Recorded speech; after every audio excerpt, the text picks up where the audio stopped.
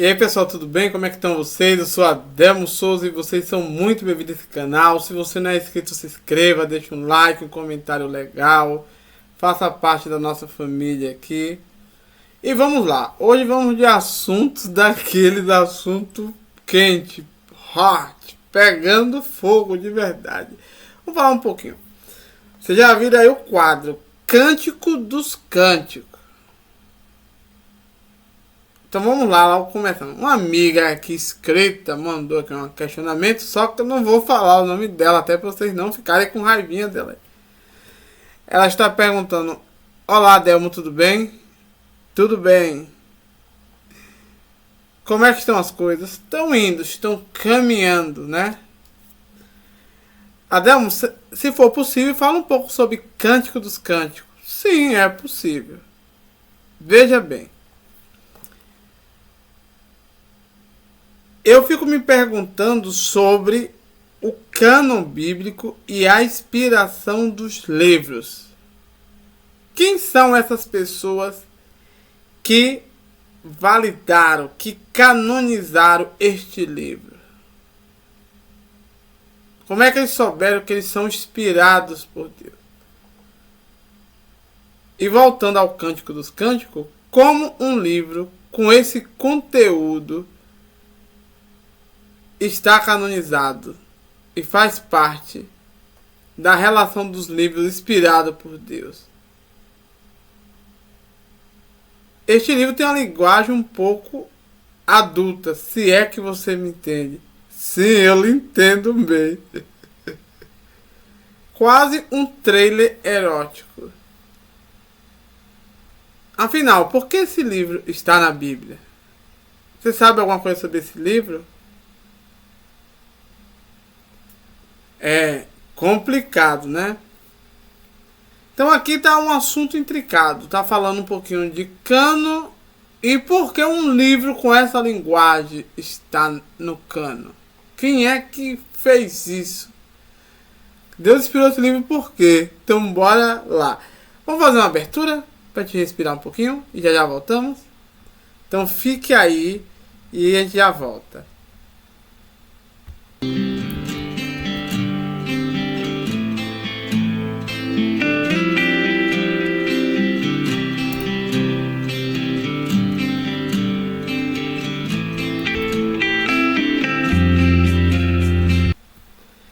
Estamos de volta. É só uma abertura rápida, né? Eu nem coloquei o assunto lá, botei Adelmo Souza apresenta.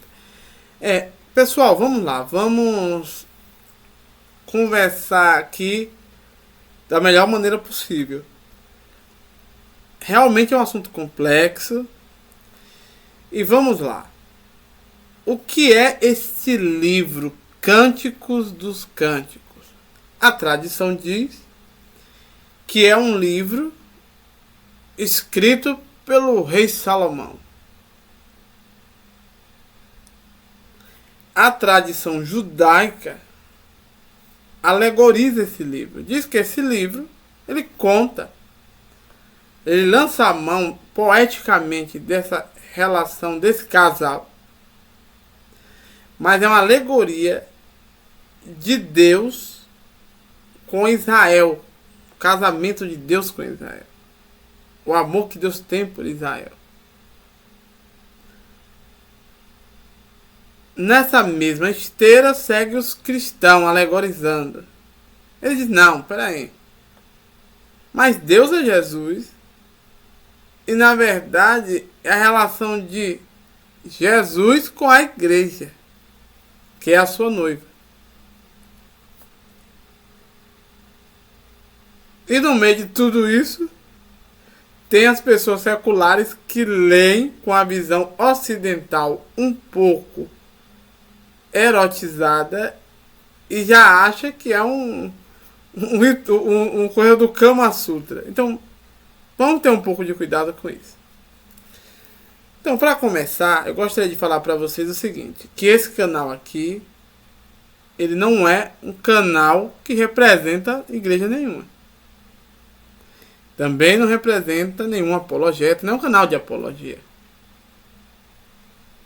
E também não está preocupado com divulgação científica, se um livro de um pós-doctor vaticinou. Não, aqui é um canal que a gente senta, lê, pode sim lançar mão de conteúdos até da academia, mas que a gente vai olhar com um olhar comum, olhar de uma pessoa que tem cérebro, que não pode só viver em cima do que alguém vaticinou, o clero ou então a academia.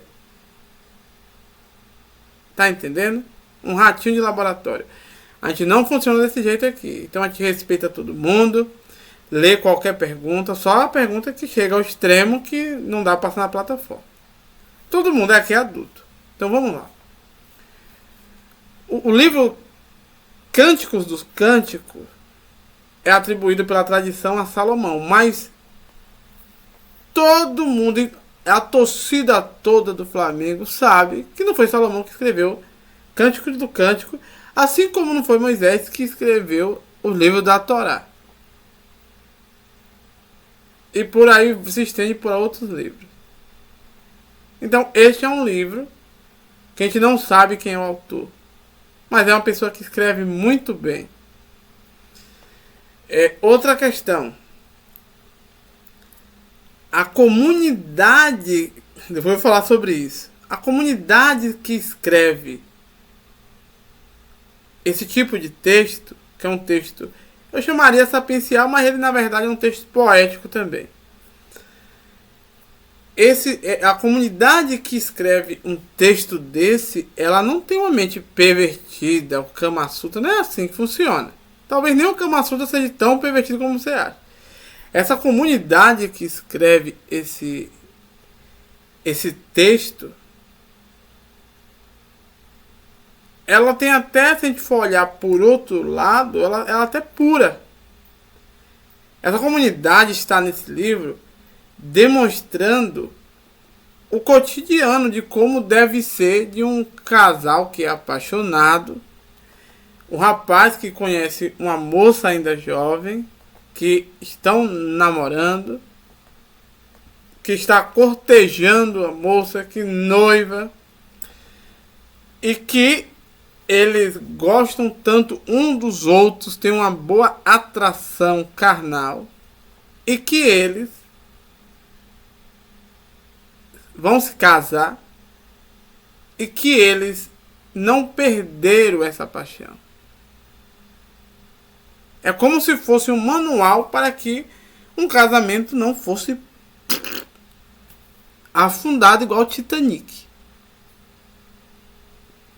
Vocês entenderam o que eu estou falando, né? É como se fosse um manual, uma regra para falar assim, ó, se o casamento for muito frio, ninguém fizer nada, o marido vai trair a mulher vai trair o marido, porque vai acabar o desejo. O livro ele tem esse sentido mais de ensino e não do que você está pensando. Então, por favor, tire essa ideia. Isso é uma ideia ocidental, muito moderna e pervertida. O livro não tem essa intenção. Mas, Adelmo, como é que um cânon divino não tem outros livros para ser colocado? Colocou logo esse? Gente, vamos lá. O problema está aí. O problema não é do livro. E nem é porque ele está na relação. É o que você entende por cânon. Cânon era uma palavra grega na sua essência, na sua etimologia, acho que é assim que se fala. O que é? O que significa cano? Literalmente, era uma vara de junco. Uma vara flexível que era usado para medir. Os predeiros usavam. É como se usam nível hoje, outra coisa, para medir as coisas. Tá entendendo? A vara de junco era uma vara que se media. Era uma canaleta, uma régua que media as coisas. As medidas na construção. Então, o que é que acontece?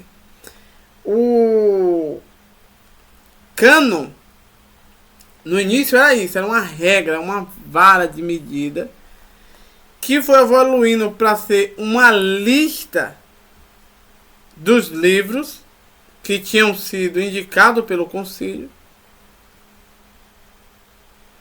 mas que chegou depois da Idade Média, de briga de concílio para cá onde nós estamos hoje.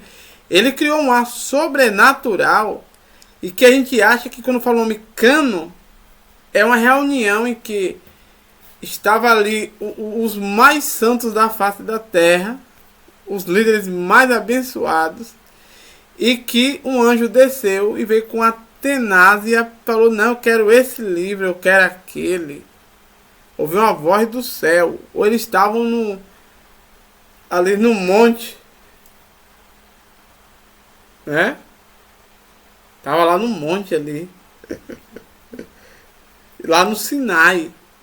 E falou uma voz: meu filho, são esses livros. Não é assim que funciona as coisas. Quem fez o concílio, esses sábios, esses religiosos, essas pessoas, essas autoridades, elas que escolheram os livros. Agora, se ela é inspirada ou não, se você acredita ou eu acredito ou não, é outro caso. A gente não pode confundir. Mas eram pessoas que podiam. Quem faz os concílios, gente, são autoridades. Não é um Zé Ruela como eu, como você, não. É um chefe de uma grande organização que representava tribos famosas dos judeus. É assim que funciona. Do Sinédrio e para aí vai. Fariseus e tá. É assim que funciona. Então vamos lá. Os judeus, eles não tinham um cânon fechado. Eu vou resumir só para não ficar tomando tempo. Eles não tinham um cânon fechado. Ele tinha uma escrita ali, uma tradição aqui. E eles, porque era tudo envolvido dentro do templo de Jerusalém. Que na minha opinião ele não é gigante como vocês falam. Ele não tem essa mística toda, né? Só que eles foram para o cativeiro da Babilônia. Quando eles vão para o cativeiro da Babilônia, eles ficam sem o templo, porque queimou o templo a primeira vez, né? Queima o templo de Jerusalém. Então, eles, para ficar apegados, eles lá começaram a pegar as tradições orais que existiam e começaram a salvar, digamos, um backup, começaram a fazer os rascunhos. Mas quando vem Esdras e Neemias para reconstruir o segundo templo, a gente vê ali no livro que ali eles começaram a escrever os livros. Foi ali que eles começaram a escrever esses livros.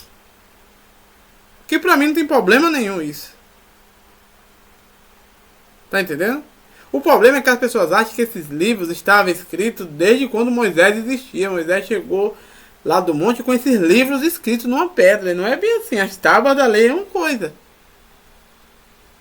Nem os judeus vai dizer isso. Os judeus vai dizer que é a tradição oral. Agora, você, como uma pessoa que tem juízo, claro que você sabe que ninguém guarda um livro inteiro. Já pensou? Você já viu o tamanho do Gênesis, tamanho dos Reis, tamanho de Juízes e tamanho de outros livros que são gigantes? Você acha que alguém que estava na Babilônia sabia de cor e salteado, tintim por tintim naquela ordem, e escreveu o Gênesis? É claro que não. Eles voltaram da Babilônia, sentaram o concílio ali para reescrever os livros, na época de Esdras e Neemias. É o que diz ali, que eu acho que foi bem depois. E naquilo ali, eles escreveram, mas foram sentando. Ou não, faltou isso aqui era nessa hora. É assim que foi escrito. E não só foi escrito esses livros, vários livros foram escritos. A gente só não sabe quem escreveu. Foram anônimos. E depois que foram escritos, na época de Jesus ali, depois de Cristo, no primeiro e segundo século, ainda não estava fechado o cânon. Como os cristãos, não os cristãos, digamos, a comunidade judaica que abandonou a ortodoxia e virou cristã, a outra, a sinagoga, foi foi ferrenho em cima. Não, esses livros... Na verdade, eles liam esse livro todo, Macabeus e por aí vai. Eles começaram a dizer que não era inspirado. Em vários concílios isso aí aconteceu. Aí tem o de Jâmia e tem outros concílios aí que a gente pode para o Velho Testamento, fora a Septuaginta. E tem o concílio de Calcedônia, o concílio de Niceia, o concílio de Constantinopla e um monte de concílio para determinar o livro do Novo Testamento.